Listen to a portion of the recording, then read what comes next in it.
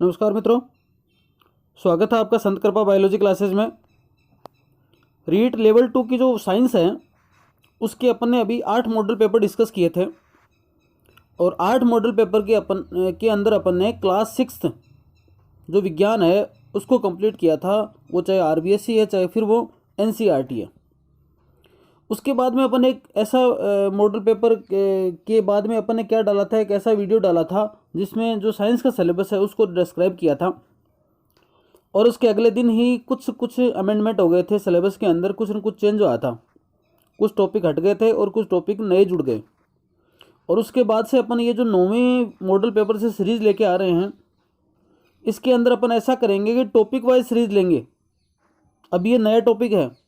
सबसे पहला topic science के अंदर ये जुड़ा है सजीव निर्जीव परिचय लक्षण में अंतर। तो केवल अपन अब क्या करेंगे, टॉपिक को लेंगे और टॉपिक से संबंधित जितने क्वेश्चन बन सकते हैं वो कोई सी भी क्लास में हो, चाहे 6 क्लास में हो, चाहे 10th क्लास में हो, चाहे 9th में हो, चाहे आरबीएससी में हो, चाहे एनसीईआरटी में हो, उन सबको अपन कवर कर लेंगे जिससे आपका टॉपिक क्लियर हो जाएगा। अब आप क्या करें, सबसे पहले वो टॉपिक है अपनी बुक से जहाँ से आपको पढ़ना है वो पढ़ लीजिए। पढ़ने के बाद में आपको लगता है कि टॉपिक का रिवीजन हो जाए, टॉपिक से संबंधित क्वेश्चन सारे हो जाएं, या टॉपिक आपका कमज़ोर है तो आप क्या करें, वो क्वेश्चन आंसर यहाँ से लिख लें या देख लें या सुन लें उनको। अगर आपको लगता है कि आपका टॉपिक क्लियर है, आपको किसी प्रकार की कोई समस्या नहीं है, तो फिर आपके लिए ये वीडियो कोई काम का नहीं होगा। आपको लगता है कि टॉपिक को और बढ़िया करना है, टॉपिक में और गहनता आ जाए, टॉपिक के बारे में और समझ आ जाए, तो उसके लिए फिर आप जो भी संबंधित टॉपिक है उससे संबंधित वीडियो है आप क्या कर सकते हैं, देख सकते हैं। अपन अभी क्या करेंगे, रोजाना एक टॉपिक वाइज जो क्वेश्चन बन सकते हैं, अधिकतम क्वेश्चन लूंगा मैं, उनका वीडियो अपन एक टॉपिक वाइज डालते रहेंगे जिससे आपके सारे टॉपिक इसमें क्लियर हो जाएंगे। पहला टॉपिक है सजीव व निर्जीव परिचय लक्षण व अंतर। देखिए यहाँ पर जब इस टॉपिक को आप पढ़ो तो आपको ध्यान रखना है, ये टॉपिक जो आरबीएससी की बुक आती है क्लास 6 की, उसका चैप्टर नंबर 6 है। आरबीएससी की बुक क्लास 6 की उसका चैप्टर नंबर 6 है। और अगर एनसीईआरटी की बुक है तो उसकी क्लास 6 का चैप्टर नंबर 9 है। तो आपको इन दो से इस चैप्टर को पढ़ लेना है, ठीक है। और इन दो से चैप्टर को पढ़ोगे तो आपके सारी स्थिति क्लियर हो जाएगी कि इससे बाहर यहाँ से क्वेश्चन इस टॉपिक पे नहीं जाएगा। और उसी के अकॉर्डिंग अपने क्वेश्चन बना के और यहाँ पर डालने की कोशिश की है। आप एक एक क्वेश्चन को देखें, फटाफट क्वेश्चन हो जाएंगे, कुछ खास बात नहीं है इसके अंदर। देखें आप, पहला क्वेश्चन है निम्न में से कौन सा लक्षण सजीव का नहीं है।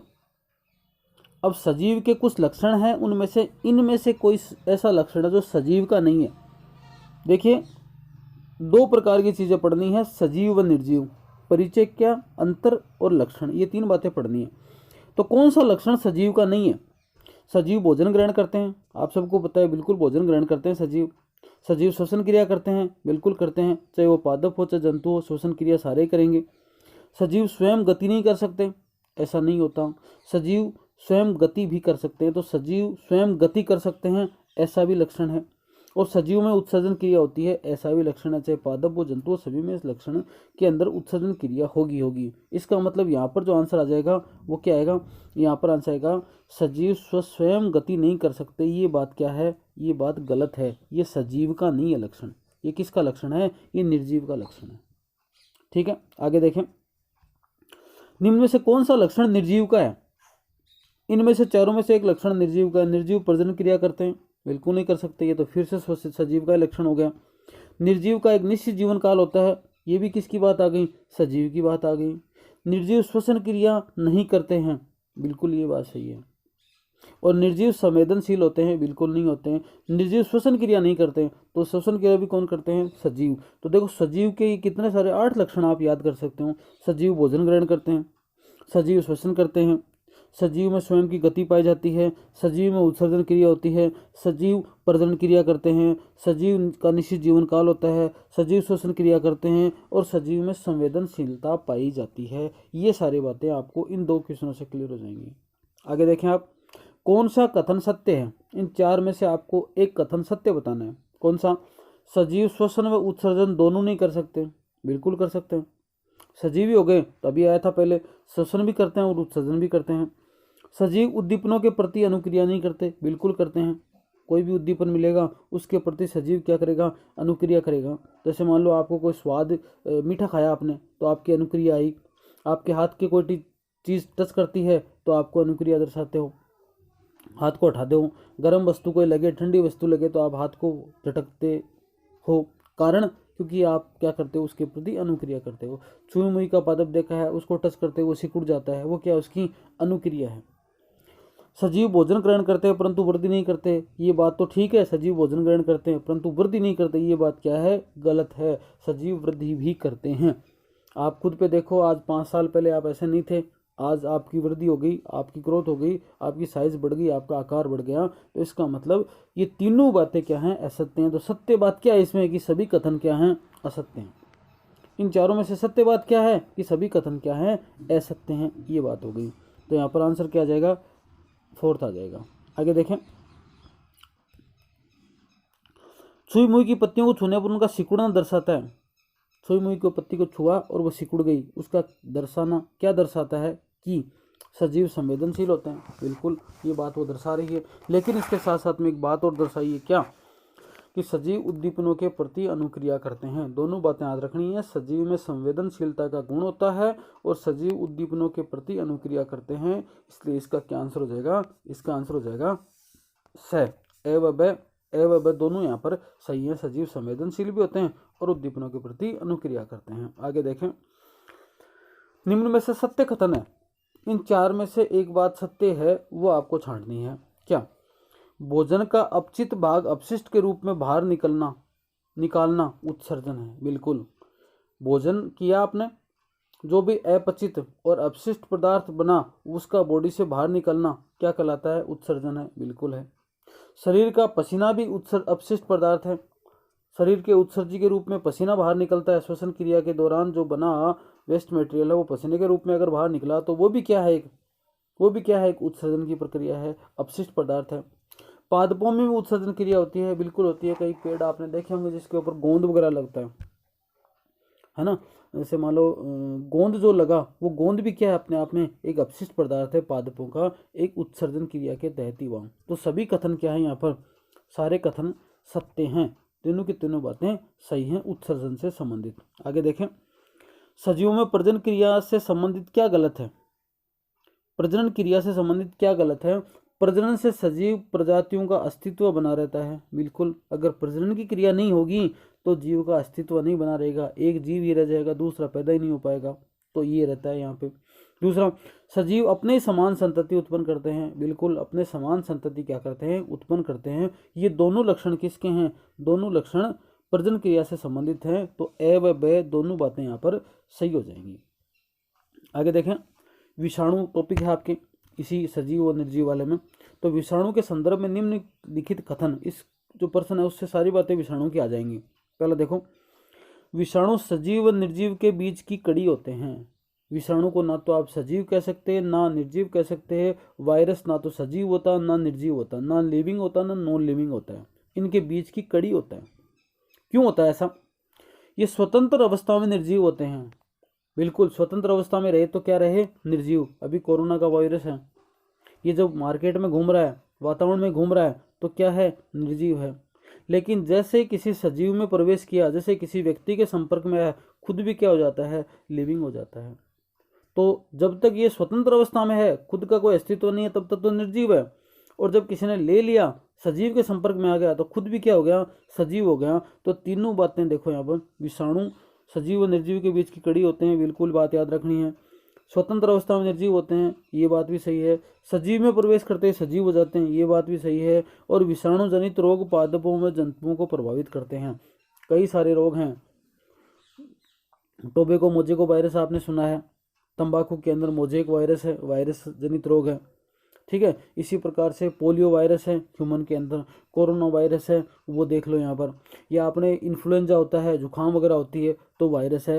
मतलब पादप और जंतु दोनों को विषाणु जनित रोग प्रभावित करते हैं। तो इन चारों बातों का सही होना ऑप्शन किसकी तरफ ले जाएगा, अपने को ले जाएगा सही ऑप्शन की तरफ। 1, 2, 3 और 4, चारों की चारों बातें क्या हैं यहाँ पर, सही हैं। आगे देखें, आवास बना होता है।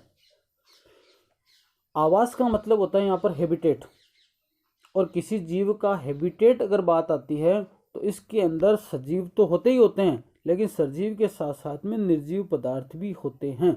इसलिए आवास बना होता है, हैबिटेट के दो भाग होंगे, जैविक और अजैविक।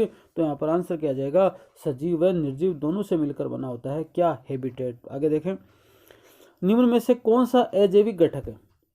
देखो घटक दो प्रकार के होते हैं, एक अजैविक घटक, एक जैविक घटक। जैविक घटक का मतलब जिसमें जीव हो, जैसे पादप है, जंतु हैं, कोई सूक्ष्म जीव हैं, ये सारे के सारे क्या हैं, जैविक घटक में आते हैं। और इनके अलावा जितने भी घटक बच गए वो सारे के सारे क्या हैं, अजैविक घटक हैं।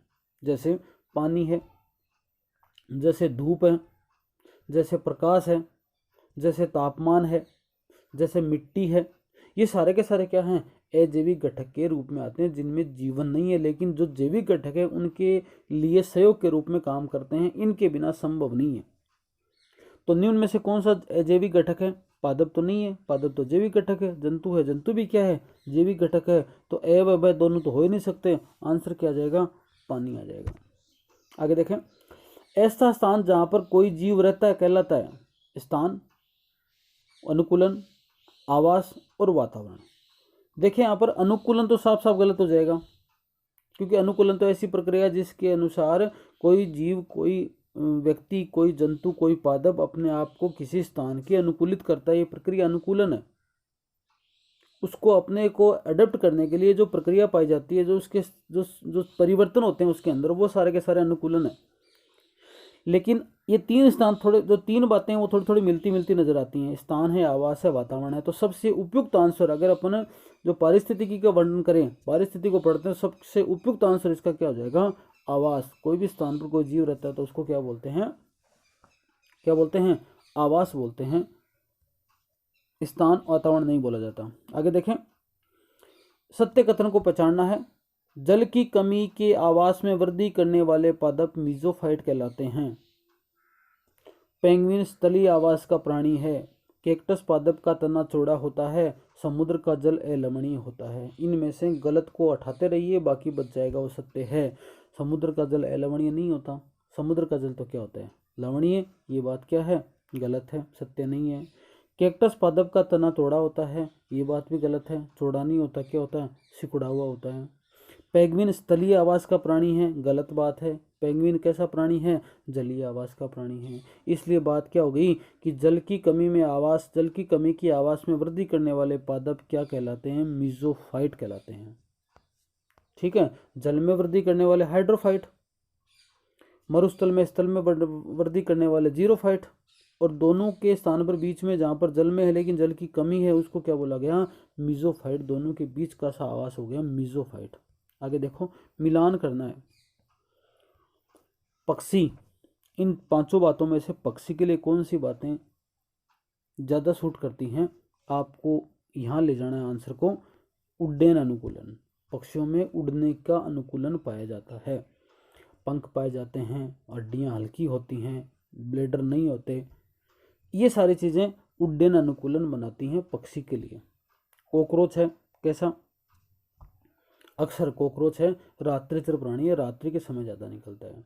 ऊँट है, ऊँट में किस प्रकार का अनुकूलन है, मरुस्थलीय अनुकूलन, मरुस्थल के अंदर रहेगा ये, मरुस्थलीय अनुकूलन पाया जाता है ना। मोटी वसा होती है ऊपर, बॉडी के ऊपर, पानी पीने के बाद कई दिनों तक पिए बिना रह सकता है। जो पैर होते हैं उसके नीचे गद्दियाँ पाई जाती हैं, ऐसा अनुकूलन है क्या, ऊँट के लिए, है ना। अब देखें, बिल्ली है, बिल्ली में स्थलीय आवास का प्राणी है, ये स्थल के ऊपर रहने वाला प्राणी है, जल में नहीं रह सकता। और कैक्टस क्या है, मरुद्भिद पादप है। कैक्टस क्या है, मरुद्भिद पादप है। ये यहाँ पर क्या हो गया, मिलान हो गया। पत्तियां अनुपस्थित होना या छोटी होना या सूल में रूपांतरित होना कैसा अनुकूलन है। अगर किसी पादप की पत्तियां या तो एब्सेंट है, या फिर वो छोटी हैं, या पत्तियां हैं और उनका रूपांतरण हो गया किसमें, सूल में, तो ऐसा उन पादपों के अंदर होता है जो कहाँ पर है, मरुस्थल के अंदर। मरुस्थल के अंदर पानी की कमी होती है। अगर पत्तियां चौड़ी होंगी, पत्तियां बहुत बड़ी होंगी, ऐसी परिस्थिति में क्या होगा कि वाष्पोत्सर्जन की प्रक्रिया ज़्यादा होगी, और उस कंडीशन के अंदर पानी का ज़्यादा हास होगा, उससे बचने के लिए अनुकूलन के रूप में ऐसा बोल सकते हैं कि उनकी पत्तियां चौड़ी होती हैं, सूल के रूप में रूपांतरित हो जाती हैं। ये मरुस्थलीय अनुकूलन है। आगे देखें, वृक्षों का शंक्वाकार होना व शाखाएं तिरछी होना। कुछ पेड़ ऐसे होते हैं शंकु के आकार के, ठीक है, ऐसे पेड़ होना कहाँ का निशानी है, कहाँ का अनुकूलन है? ये है पर्वतीय अनुकूलन। पर्वत पे जितने भी पेड़ होते हैं उनमें अधिकतर देखा जाता है कि उनके वृक्षों का आकार है वो क्या होता है, शंकु के आकार का होता है और शाखाएं उनकी तिरछी होती हैं। आगे देखें, डॉल्फिन व व्हेल में श्वसन अंग है। देखो चारों ही श्वसन अंग है।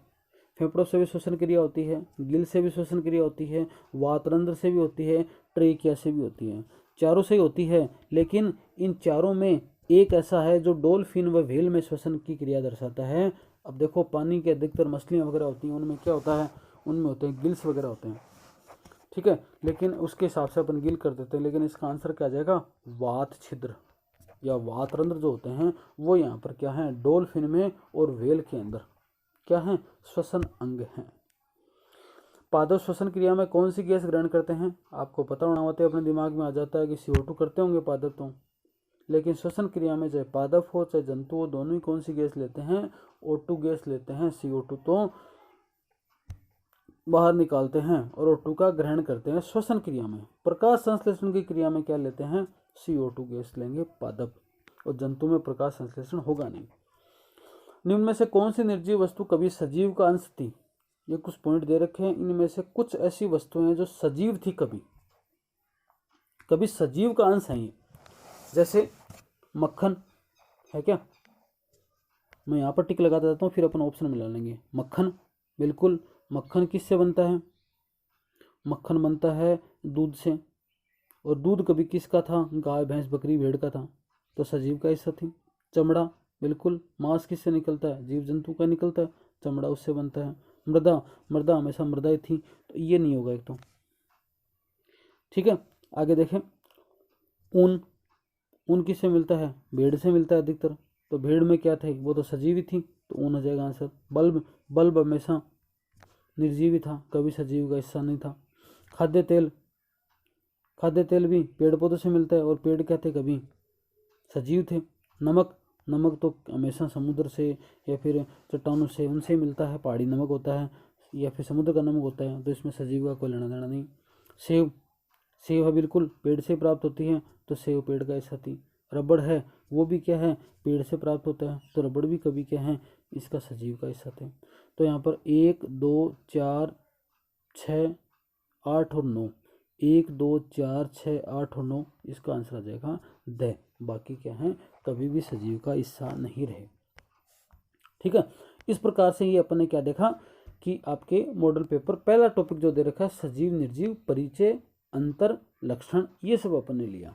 दूसरा टॉपिक सूक्ष्म जीव हैं, हानिकारक हैं, लाभदायक हैं, उनको अपन लेंगे। ऐसे करके एक एक टॉपिक को लेते हुए अपन एक मॉडल पेपर बनाने की सीरीज जारी रखेंगे।